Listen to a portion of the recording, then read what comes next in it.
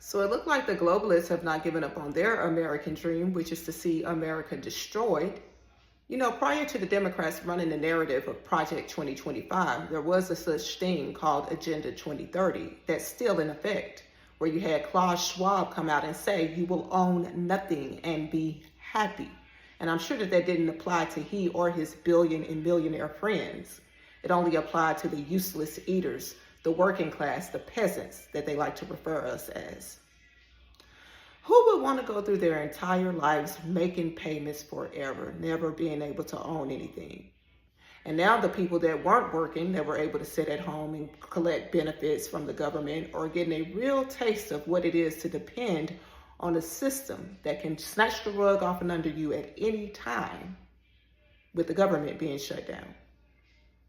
A lot of people are complaining after the win in New York City for the mayor, Mandami, as Elon Musk referred to him as, but his name is Mandani, has won the mayor position in New York. And a lot of people are saying, why are non-U.S. citizens able to hold government positions in our country? Now, we know that it's on record that you have to be a U.S.-born citizen in order to become the president of the United States.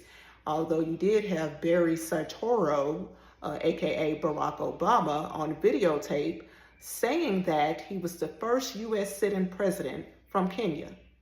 And then people wonder why there was a lot of communication around his birth certificate. And of course, the left wanted to make it like, oh, this is a racist thing. No one else has ever been questioned for their birth certificate. He's a black man. So they're just trying to make it about race. But why didn't he ever present his birth certificate if he was legit? The same reason why the Democrat Party does not want voter ID. And we know that in many of the elections that we just had, you did not have to have a voter ID.